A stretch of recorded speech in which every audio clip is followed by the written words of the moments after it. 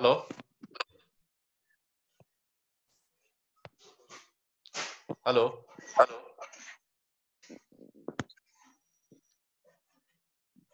Am I audible?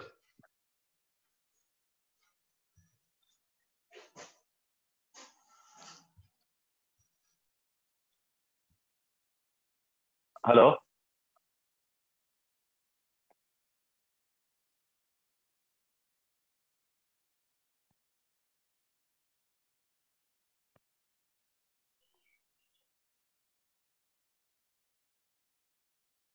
Good evening.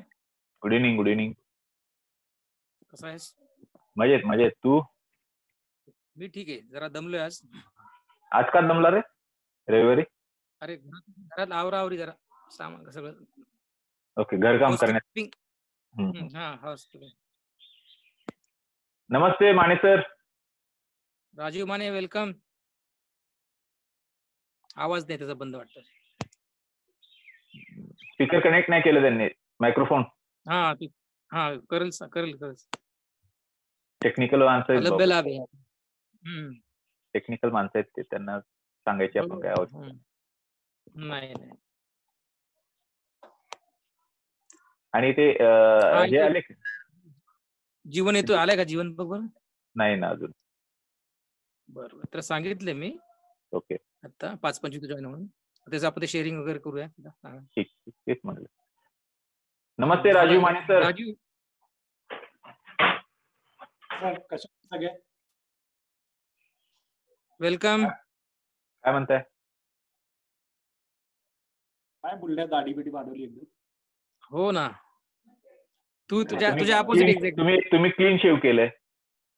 Balancing केलंय, balance out केलंय. आम्ही Dhananjay Patankar, welcome. Dhananjay welcome. Hello. एक minute. Dhananjay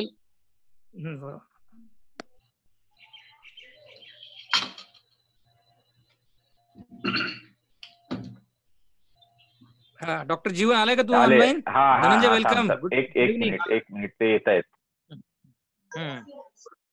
doctor Jeevan Pawar join झाले. येस. धनंजय काय म्हणते बँगलोर? सर मजेत आहे. आम्ही आरामात आहोत. खूप दिवसांनी आज भेटलोय आपण. हो. गुड. औरंगाबाद नंतर आताच औरंगाबादचे. अरे वा, इव्हिनिंग स्नॅक्स टाइम. जाम बिस्किट. थोडा आता biscuit. Okay. Maisare sir, good evening sir.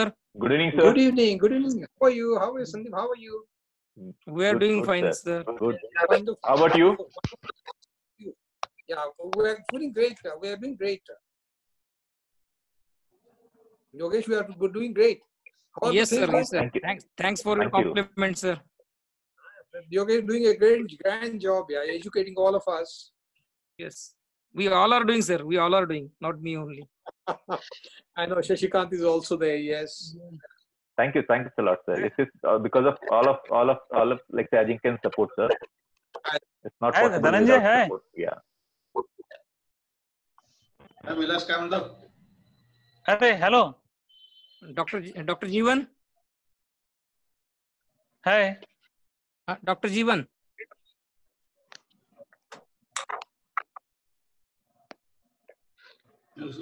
Join झाले ते. नाही, परत जॉईन करतात.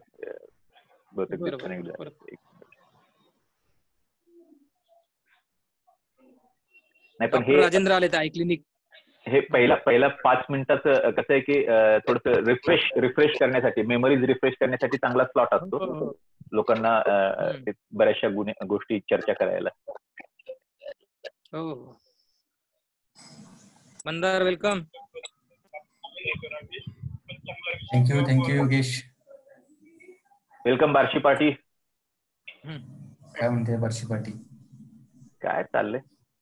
आले जीवन पवार आले. Doctor Jeevan Pawar. Good. But then his audio करतील. No video, Shashikant. No video at all. Whose video? No, Mine. Yeah, I'm not getting any video. Yeah. हो, is it so? तुझं दिसतंय आम्हाला शशिकांत. हा माझं कोणतं तर दिसतंय? सरांना कुठले दिसत नाहीत असं म्हणतायत ते. व्हिडिओ चालू आहे.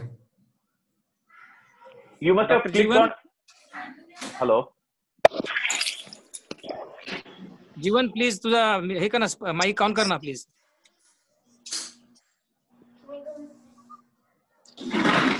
जीवनला फोन करतो. ठीक आहे. हो हो हो सर. जीवनला फोन करतो मी.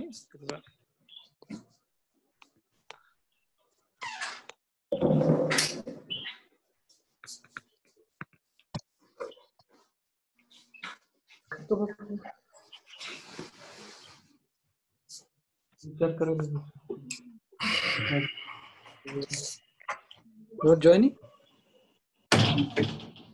Everything nahi here, it's not joining.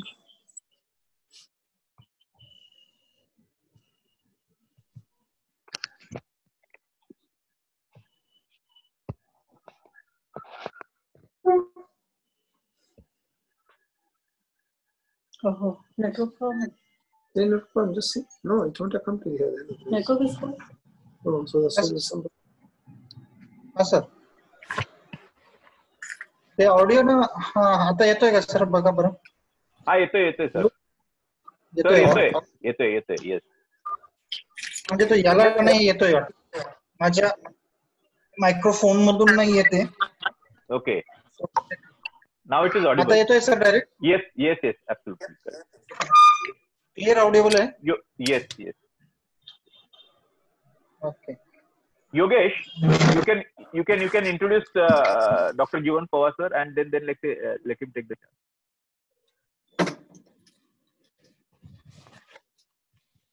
Yogesh. Sir इथं स्क्रीन कशी शेअर करतात? हा, खालती तुम्ही आता लॅपटॉप वरती आहात की डेस्कटॉप वरती? लॅपटॉपवर आहे. हा, तर तुम्हाला खालती असे वेगळे आयकॉन दिसत असतील. मायक्रोफोनचं दिसत असेल, व्हिडिओचं दिसत असेल, तर त्याच्यात शेअर स्क्रीन आहे बघा. शेअर स्क्रीन वरती क्लिक करा आणि त्याच्यात मग तुम्ही हे करा ना, शेअर स्क्रीन केल्यानंतर तुम्ही डेस्कटॉप घ्या, स्क्रीन घ्या, कुठले मी तुमचं जे ज्याच्यावरती तुमचं ओपन असेल तर ते स्क्रीन घेऊ शकता तुम्ही. स्क्रीन ची विंडो येईल. Select window. डायरेक्ट विंडो आली. हा, तर ते सिलेक्ट करा ना. मग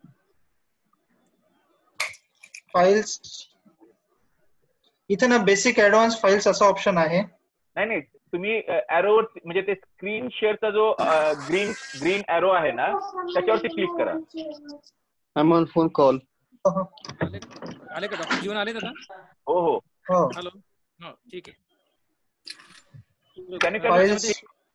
Can you click on share screen? Don't click on the extreme right arrow. हा, स्क्रीन वरती केल्यावरती हा, आता तुमचं स्क्रीन शेअर होते. Yes, now it is being shared. तुम्ही आता तुमचं माझी होते, पण सर फाईल ओपन करायला पाहिजे होती ना. ती ओपन करू शकता अजून एक. पीपीटी ची फाईल ओपन करा. एक minute.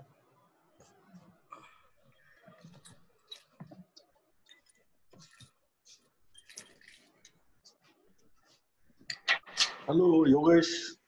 Yes, good evening. Good evening. आपले माने ते साहेब म्हणते जॉइन स्क्रीन होतात. शेअरिंग. हॅलो.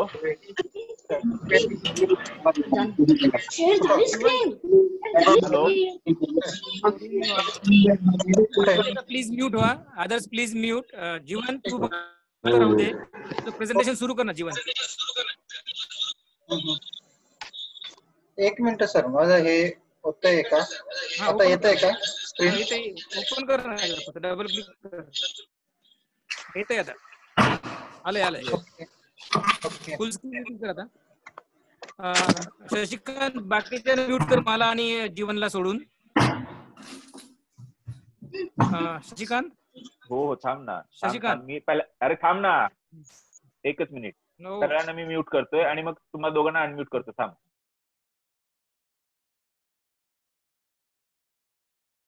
तुम्ही दोघ जण अनम्यूट व्हा.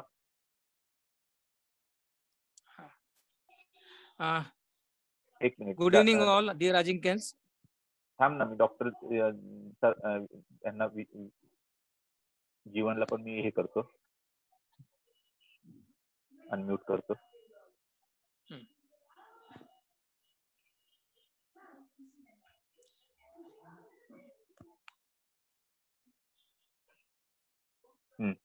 ठीक आहे. Good evening all. Good evening dear अजिंक्यन्स.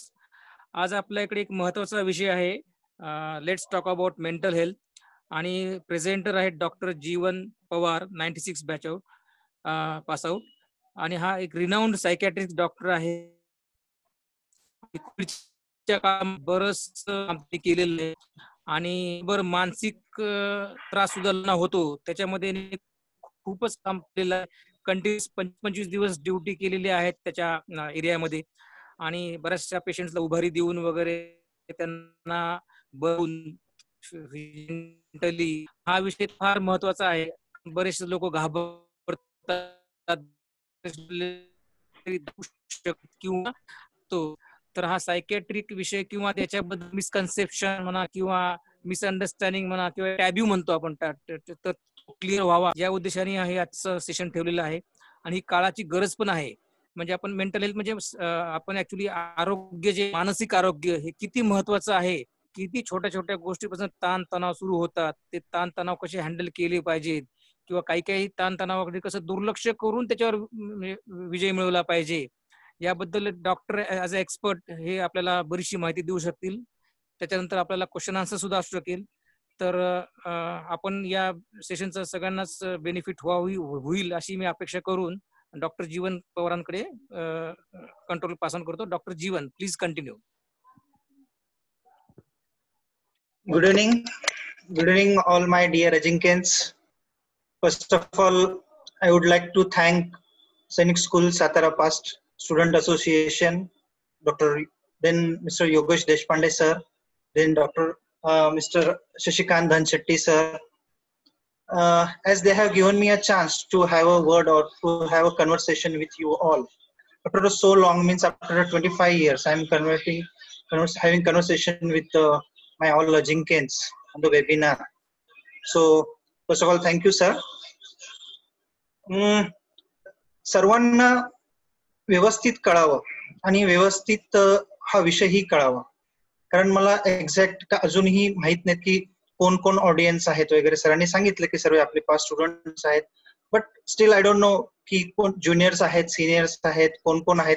मला एक्झॅक्ट काही माहितच नव्हतं. मग म्हटलं बघूया कुठले लँग्वेज, पण जी आपली मराठी लँग्वेज आहे त्याच्याने अजून जवळीक साधली जाईल म्हणून मी आजचं जे आहे मेंटल हेल्थ हे मराठीत करू इच्छितो. So to start, so the today's topic is let's talk about mental health. So सरांनी ऑलरेडी इंट्रोड्यूस करून दिलेलं आहे. मी डॉक्टर जीवन पवार. मी सैनिक स्कूलचं ऍडमिशन माझं 1989चं. सुरुवातीला शिवाजी हाऊस, नंतर राणा प्रताप हाऊस, तिथून पास आउट झाल्यानंतर मी MBBS झालो. त्याच्यानंतर MD झालो. MD झाल्यावरती गव्हर्नमेंट मेडिकल कॉलेज धुळे इथे 2007 पासून कार्यरत आहे. सुरुवातीला मी लेक्चरर होतो. आता मी सध्या प्रोफेसर आणि HOD म्हणून सायकॅट्री डिपार्टमेंटला काम करीत आहे. तर आजच्या सध्याच्या काळात जे चालू आहे, कोरोना, कोविड हे जे वातावरण चालू आहे, याच्यात नक्कीच मेंटल हेल्थ हे खूप महत्वाचा विषय हा आहे. याच्यामध्ये मी सुरू करताना जस्ट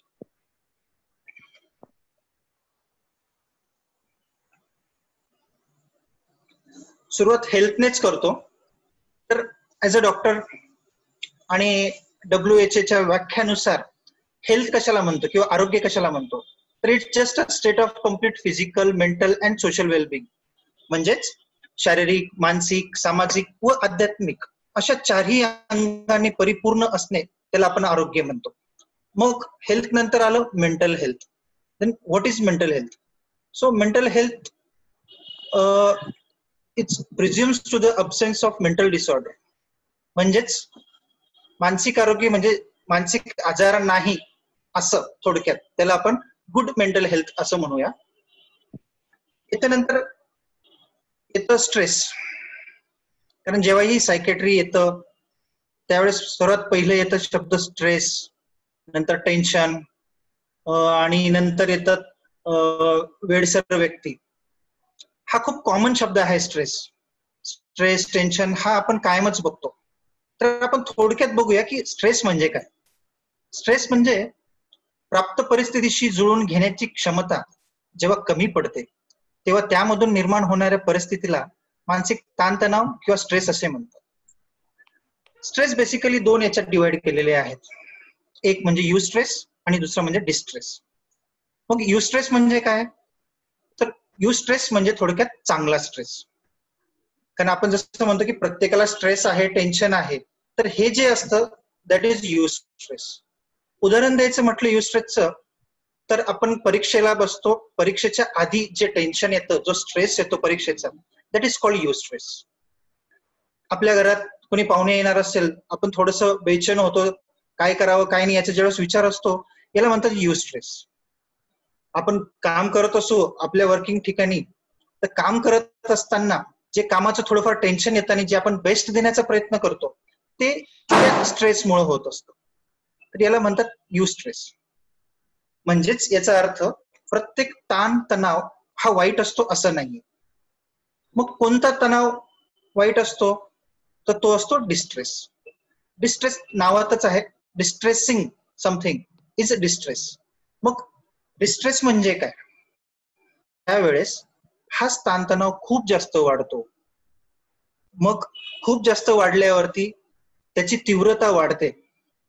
जसे की त्याचे काही लक्षणं आहेत, म्हणजे छातीत धडधड होणे, जीव घाबरणे, घाम फुटणे, नंतर उदास वाटायला लागणे, कशात मन न लागणे. हे हळूहळू हा डिस्ट्रेस कधी आपल्याला कळत नाही की तो एखाद्या मानसिक आजारात कन्वर्ट होतो. आणि आजारात कन्वर्ट झाल्यावरती बऱ्याचदा आपल्याला कळतच नाही की आपल्याला मानसिक आजार केव्हा झाला. मग कोणत्या आजारात कन्वर्ट होतो, तर हे दोन प्रकारचे महत्वाचे मानसिक आजार आहेत जे सर्वांनाच माहिती आहेत. की डिप्रेशन सर्वांनी ऐकलेलं आहे, अँझायटी बद्दल पण खूप लोकांनी ऐकलेलं असणार. तर डिप्रेशन याच्याबद्दल थोडं मी नीट सांगतो की सध्याच्या काळात जगभरात डायबिटीस आणि बीपी नंतर तिसऱ्या क्रमांकावरती सर्वात जास्त असणारा आजार म्हणजे हा डिप्रेशन आहे. मग डिप्रेशन मध्ये काय होतं, तर डिप्रेशन मध्ये उदास वाटणं, फ्रेश न वाटणं, सकाळी उठलं तर काम करूसं न वाटणं, कुठल्याच कामात मन न लागणं, असं वाटणं की जगून काही फायदा नाहीये, किंवा कधी कधी असं वाटतं की आत्महत्या करावी. तर हे झालं डिप्रेशनचं. डिप्रेशनचं प्रमाण आपल्या भारतातच नव्हे तर पूर्ण जगामध्ये खूप जास्त आहे. जास्त म्हणजे किती, तर स्त्रियांमध्ये जवळजवळ 35 ते 40%, म्हणजे आपल्या टोटल पॉप्युलेशनच्या 35 ते 40% स्त्रियांमध्ये डिप्रेशन आढळतं. हा आकडा खूप मोठा आहे. अचंबित करण्यासारखा आहे की 35 ते 40% हा स्त्रियांमध्ये डिप्रेशन आहे. तसंच पुरुषांमध्ये 15 ते 20% पुरुषांमध्ये डिप्रेशन असतं. मग आपण विचार करूया की जर 15 ते 20 आणि 35 ते 40 इतके टक्केवारीने जर डिप्रेशन आपल्या भारतात आहे किंवा जगात आहे, मग एवढे लोक खरंच येतात का सायकॅट्रिस्ट कडे, ते खरंच मदत घेतात का कुठल्या डॉक्टरची, कुठल्या मेडिकल प्रोफेशनलची, तर नाही. का, त्याचं कारण महत्वाचं म्हणजे स्टिग्मा. सायकॅट्री बद्दलचा असलेला स्टिग्मा किंवा मानसिक आजाराबद्दलचा असलेला स्टिग्मा, बरोबर, हा एक कलंक मानला जातो. की एखादा रुग्ण जर मनसोपचार तज्ञाकडे जातो तर त्याला एक तर वेड्यांचा डॉक्टर आहे असं संबोधलं जातं. मग त्याला वाटतं की मी वेडा आहे का, मग मी कशाला गेलो पाहिजे. आणि आपल्या समाजामध्ये हे जे वेगवेगळे काही कन्सेप्ट आहेत की मनोविकार तज्ञ फक्त झोपेच्या गोळ्या देतात आणि झोपूनच ठेवतात, त्यांच्या औषधांनी कायम मंदपणा येतो, मग आपल्याला काम करता येत नाही, काहीच काम करता येत नाही. काहींना असं वाटतं की मनसोपचार तज्ञांनी जर औषधं चालू केली तर त्यांची सवय पडते आणि कायम आयुष्यभर घ्यावी लागते.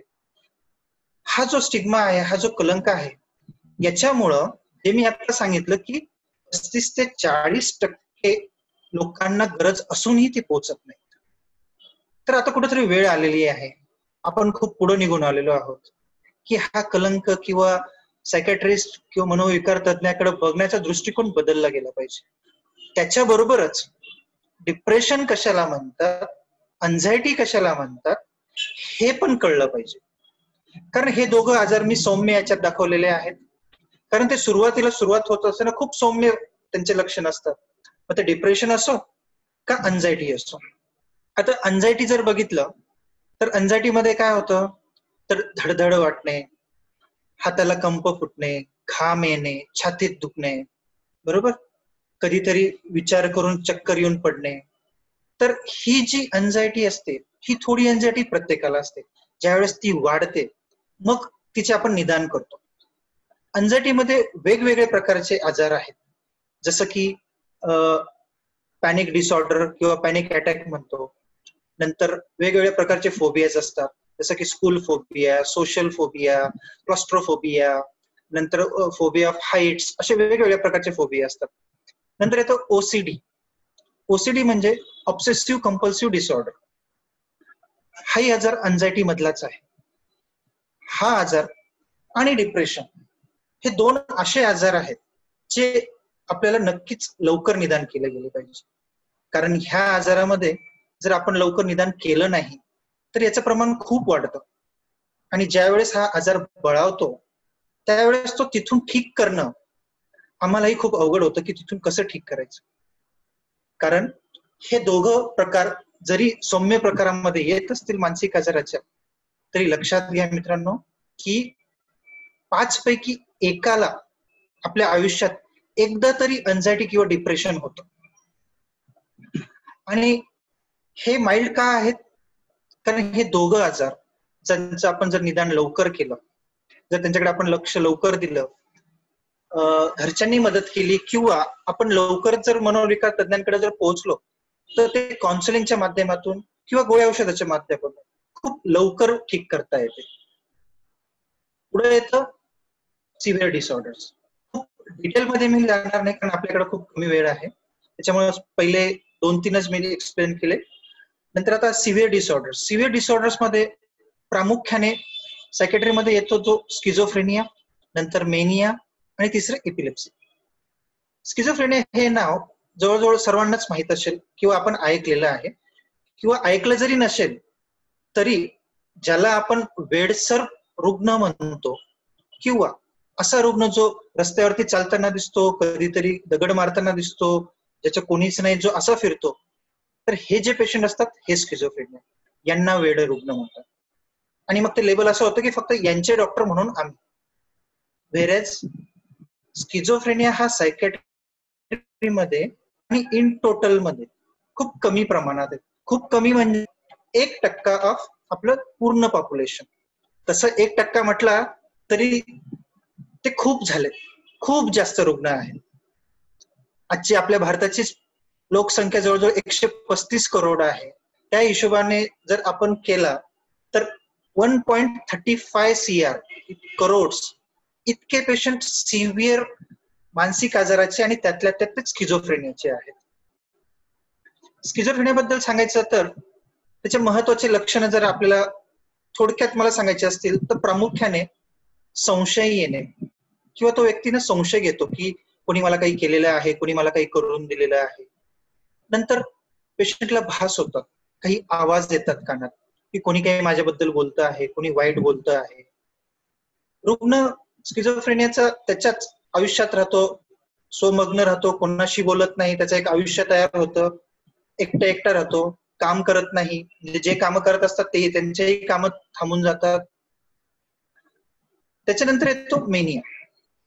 हा दुसरा सिव्हिअर डिसऑर्डर, ज्याच्यात मेनिया किंवा मराठीत त्याला हर्षवायू म्हणतो, किंवा त्याला आम्ही बायपोलर मूड डिसऑर्डर असे संबोधतो.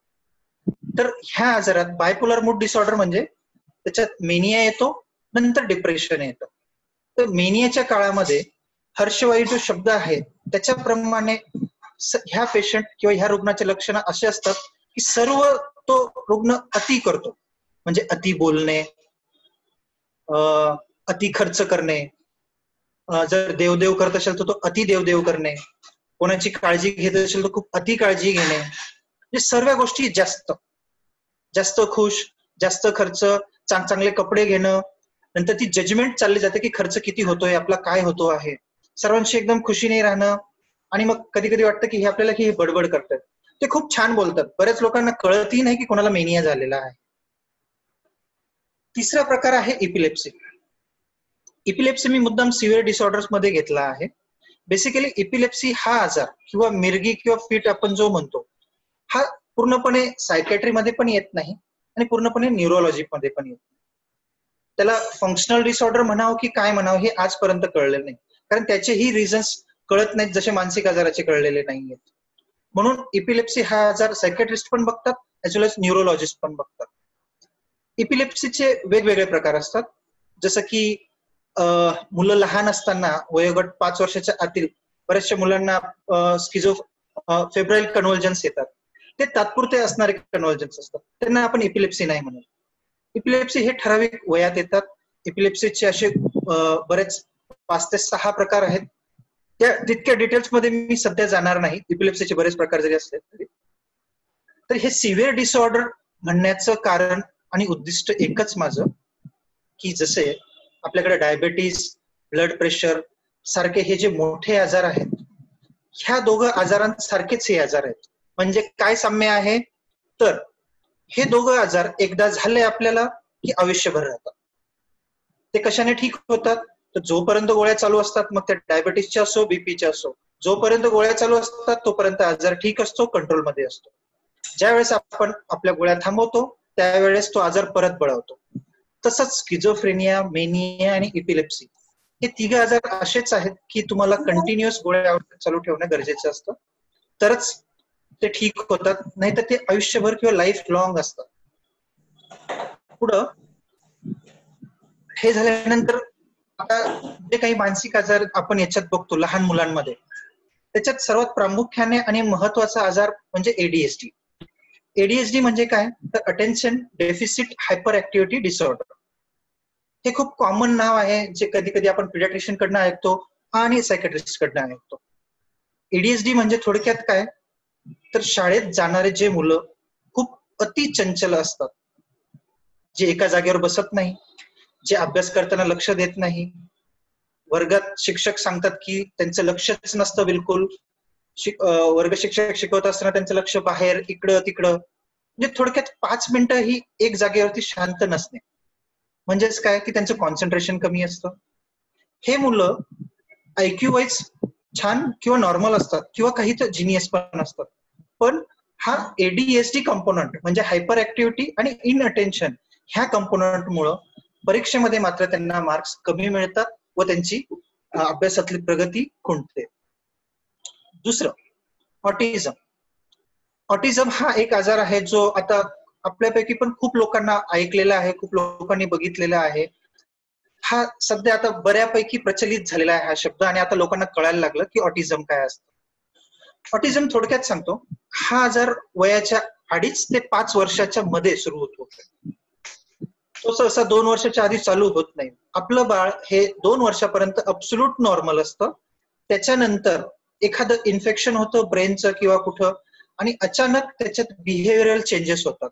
बिहेवियरल चेंजेस म्हणजे काय होतात, तर तो पण एकाकी राहायला लागतो, स्वमग्न होऊन जातो, कोणाशी बोलत नाही, so there is no eye to eye contact. तो घरात पण एकटाच राहायला लागतो.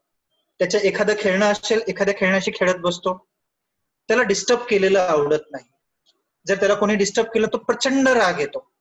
त्याच्यामुळे तो दिवसभर एखादं खेळणं असो का काही असो किंवा एखादं पुस्तक असो ते घेऊन दिवसभर त्याचं खेळणं करत असतो.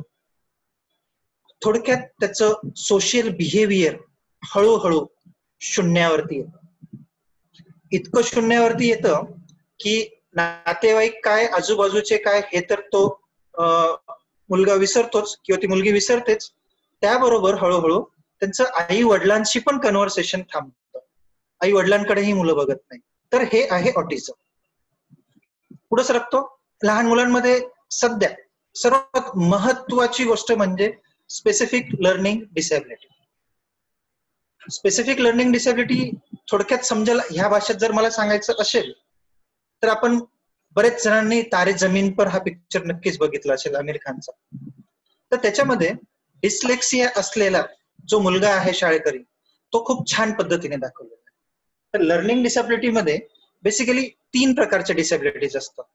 एक डिस्लेक्सिया म्हणजे वाचण्यामध्ये, म्हणजे मुलाला वाचायला प्रॉब्लेम येतो, जे तो वाचतोय ते त्याला नीट वाचता येत नाही.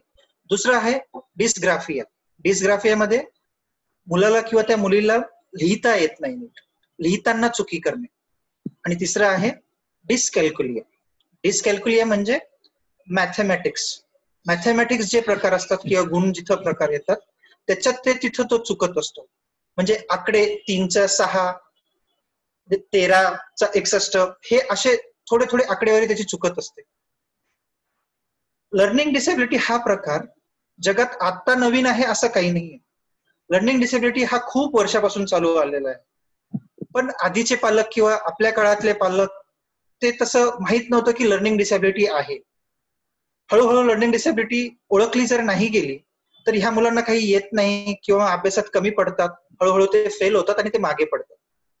म्हणून मित्रांनो, लर्निंग डिसॅबिलिटी आजच्या काळामध्ये आपल्या कमीत कमी आपल्या मुळामध्ये आहे की नाही हे शोधणं किंवा त्याच्यावरती लक्ष ठेवणं खूप गरजेचं आहे. म्हणजे काय, तर आपण घर बसल्या काय करू शकतो, तर त्यांचे नोटबुक चेक करू शकतो, त्याचं लिखाण कसं आहे ते बघू शकतो. आपण स्कूलला ओपन हाऊस असतात किंवा ज्यावेळेस रिझल्ट असतात त्यावेळेस टीचर्सशी आपण कन्व्हर्सेशन करू शकतो आणि त्यांना विचारू शकतो की हा कसा लिहितो. तर टीचर हे बेस्ट पद्धतीने सांगतात की लर्निंग डिसॅबिलिटी आहे की नाही. तसंच आपण पालक म्हणून आपण जर लक्ष दिलं तर आपल्यालाही लक्षात येईल की याचं चुकतं कुठं आहे. कारण हळूहळू याचं प्रमाण वाढताना आम्ही बघतो आहोत. कारण मी स्वतःच लर्निंग डिसॅबिलिटीचा हेड आहे, मी इथं लर्निंग डिसॅबिलिटी चालवतो. तर आता हळूहळू यायला लागलेले आहेत. आता मी जर धुळ्याचाच विचार केला तर जवळजवळ मी आता मागच्या 6 महिन्यामध्ये 15,000 मुलांचं इव्हॅल्युएशन केलेलं आहे सध्या लर्निंग डिसॅबिलिटी बद्दल.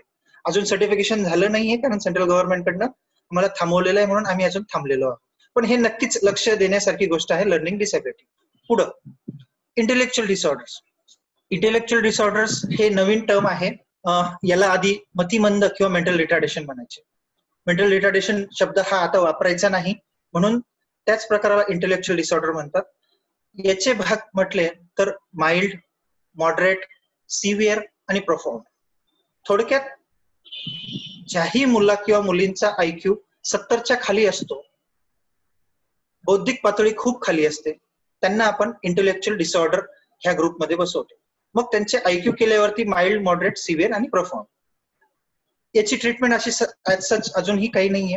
पण इंटेलेक्च्युअल डिसऑर्डर ह्या प्रकारला आपल्या महाराष्ट्र गव्हर्नमेंट आणि सेंट्रल गव्हर्नमेंटचं कन्सेशन मिळतं, सर्टिफिकेट गव्हर्नमेंट सेटअपला मिळतात. तसेच स्पेसिफिक लर्निंग डिसॅबिलिटीसाठी पण सर्टिफिकेशन आहेत. त्याच्यानेही स्कूलिंगला फायदा होतो. म्हणजे इव्हन 12वीच्या परीक्षेला MBBS, IIT ला पण ह्या सर्टिफिकेटचा उपयोग होतो. तिसरं सर्टिफिकेट ऑटिझमचं असतं. ऑटिझम पण सध्या डिसॅबिलिटी मध्ये आलेलं आहे, त्याचे सर्टिफिकेट मिळतं. फक्त ADHD साठी सर्टिफिकेट आता नाही. मुलांनंतर आपण शिफ्ट होऊया एल्डरलीज मध्ये. तर वयोवृद्धांमध्ये काय असतं आपण बघितलं, मुलांमधले काही मानसिक आजार. मी फास्ट जातो आहे. त्याच्यानंतर तरुणांमध्ये काय होतं, त्याच्यानंतर जे एल्डरली आहेत यांच्यामध्ये कुठले आजार आपल्याला बघायला मिळतात. तर सर्वात मोस्ट कॉमन म्हणजे डिमेन्शिया. डिमेन्शिया म्हणजे काय, तर स्मृतिभ्रंश म्हणजेच विसर पडणे. जसं वय वाढतं वयानुरूप येणारा आजार म्हणजे डिमेन्शिया. याचेही 2 प्रकार असतात. एक म्हणजे जो वयानुरूप येतो त्याला आपण डिमेन्शिया किंवा अल्झायमर्स डिसीज म्हणतो. आणि दुसरा जो आहे जो मध्येही आयुष्यात कधीही येऊ शकतो तो स्ट्रोकमुळे येतो. स्ट्रोक म्हणजे काय, केव्हाही आपला ब्लड प्रेशर वाढलं, रक्ताचा स्राव झाला किंवा रक्त कुठं थांबलं तर होणारा जो स्ट्रोक असतो मेंदूमध्ये तो अचानक झाला तर तेव्हाही विसर पडणे येतो, तेव्हाही डिमेन्शिया होतो. पण बऱ्याच वेळेस हा डिमेन्शिया रिव्हर्सिबल होतो किंवा तो लगेच ठीक करता येतो. पण जो वयानुसार आलेला डिमेन्शिया आहे याला ट्रीटमेंट करता येते, हा आटोक्यात आणता येतो, हा याची प्रोग्रेशन थांबवता येते, पण हा ठीक करता येत नाही. म्हणून ह्या आजारामध्ये पण जर लवकर निदान झालं तर खूप बरे.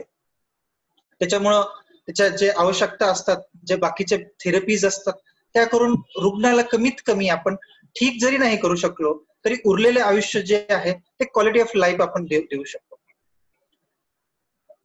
डिमेन्शिया नंतर आलं डिप्रेशन. डिप्रेशन मी परत आलो एल्डरली मध्ये, कारण जसं मी म्हटलं की स्त्रियांमधलं डिप्रेशन जसं अनडायग्नोस असतं, त्याचं निदान होत नाहीये, तसंच वयोवृद्धांमध्ये किंवा जे रिटायर झालेले आहेत, जे आता सध्या काही काम करत नाहीये, जे खूप आयुष्यभर काम केलं आणि ते रिटायर नोकरीमधून झाले असो किंवा प्रायव्हेट जॉब मधून झाले असो, तर ह्या वयात पण डिप्रेशन बघायला मिळतं. पण सर्वांना ज्ञात आहे की आपले ते आई वडील असतात आणि ते मुलांना त्रास होऊ नये म्हणून ते कधीच डिप्रेशन बद्दल आपल्याला बोलत नाही. ते कधीच सांगत नाही की I feel depress, I feel sad, मला बरं वाटत नाहीये, मी काय करू. तर ही कंप्लेंट ते कधीच करत नाही. म्हणून ह्या वयोगटातलं जे डिप्रेशन आहे हे आपल्याला कळणं हे खूप गरजेचं आहे आणि ते कळलंच पाहिजे. आणि त्याची जर ट्रीटमेंट झाली तर नक्कीच फायदा होतो. कारण ह्या वयामध्ये सुद्धा आत्महत्याचे जे प्रकार होतात वयोवृद्धांमध्ये ते डिप्रेशन मुळेच होतात. आपल्याला दिसताना फक्त ती आत्महत्या दिसते, त्यामागे असणारं जे डिप्रेशन असतं, ते जे टेन्शन असतं, हे कधीच कोणाच्या लक्षात आलं नसतं. बऱ्याचदा आपल्याला असं वाटतं की ही जर गोष्ट आपल्याला आधी कळली असती तर नक्कीच आपण कोणाचा तरी जीव वाचवू शकलो असतो. आणि जीव वाचवण्यामध्ये फक्त आणि फक्त डॉक्टरच महत्वाचे नाहीयेत, आपले मित्र, आपले घरचे. जर यांना जरी कळलं की जर असे काही त्रास होत आहेत तरी आपल्याला हे याच्यातून बरेचसे पेशंट ठीक करता येतात. डॉक्टर पुढे डॉक्टर एकच मिनिट, शेवटचे काही मिनिट राहिलेले आहेत, एक मिनिट राहिलेलं आहे. ओके. तर आपण रिजॉईन करून परत सेशन करूया. तुम्ही कंटिन्यू करा. म्हणजे मला सांगायचं एवढंच की डिस्कनेक्ट होईल आणि डिस्कनेक्ट झाल्यानंतर आपल्याला परत रिजॉईन करावं लागेल. Yes sir. ठीक आहे, थँक्यू. हो सर, हो सर. मानसिक आजारामध्ये त्यानंतर पुढे आले ऍडिक्शन, व्यसनाधीनता. सध्याच्या जगात काय, आपल्या भारतात काय, व्यसनाधीनता ही खूप प्रमाणाच्या बाहेर वाढलेली आहे. मग ती कुठल्याही पद्धतीची असो किंवा कुठलेही व्यसन असो.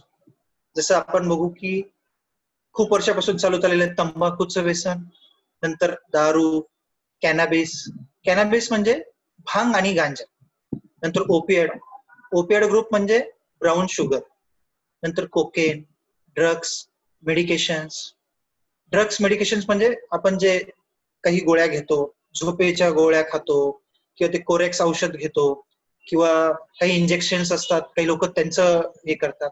तर अशा वेगवेगळ्या प्रकारचे ऍडिक्शन्स आहेत. तर आम्ही बिंग अ सायकेट्रिस्ट आम्ही सर्व प्रकारचे जे ऍडिक्शन्स आहेत त्याच्यावरती ट्रीटमेंट पार्ट, काउन्सिलिंग पार्ट हे नक्कीच करत असतो.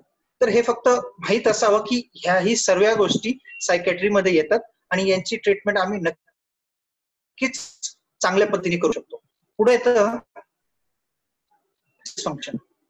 ही खूप लोकांना माहित नसतं किंवा बऱ्याच आपल्या मित्रांना माहित नाही की हा प्रकार सायकॅट्रीमध्ये येतो.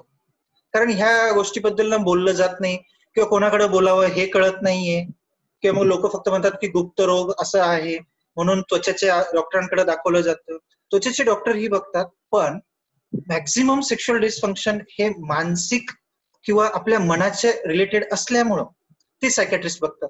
त्याच्यात प्रामुख्याने आहेत प्रीमॅच्युअर इजॅक्युलेशन्स आणि नंतर इरेक्टाईल डिसफंक्शन. आता हे झालं मानसिक आजार. हे एकदम मी फास्ट आणि थोडक्यात नावं घेतलेत आणि पटापट पुढे सरकलो की बेसिकली जे आपलं कन्व्हर्सेशन सेशन आहे त्याच्यातच मला आपल्याकडनं हवं आहे की आपल्याला काय हवं आहे. आपल्याला मानसिक आजाराबद्दल अजून ज्या गोष्टी असतील त्या मी आजपासून तो उपलब्ध आहेच, पण थोडक्यात ते सांगायचं होतं म्हणून मी फास्ट रिकॅप केलं ते.